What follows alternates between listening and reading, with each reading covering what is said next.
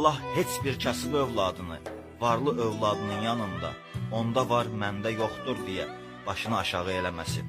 Allah heç bir bəndəsinə dəmir barmaqlıqlar arxasına düşməyinə şərait yaratmasın.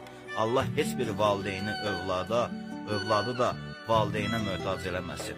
Allah heç bir bəndəsini sağalmaz xəstəliklərlə üz-üzə qoymasın. Allah heç bir bəndəsinə çıxa bilməyəcəyi sınaqlar, imtahanlar göstərməsin. Allah heç bir bəndəsini digərlərinə möhtac eləməsin. Allah hər bir kəsin ruzisini öz qapısına, öz süfrəsinə versin. Allah heç bir evi ağsaqqalsız, ağbirçəksiz eləməsin. Allah bütün bəndələrini xətadan, bəladan qorusun.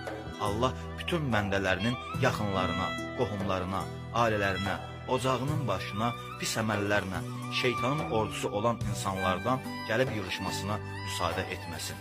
Amin ya Rəbbim.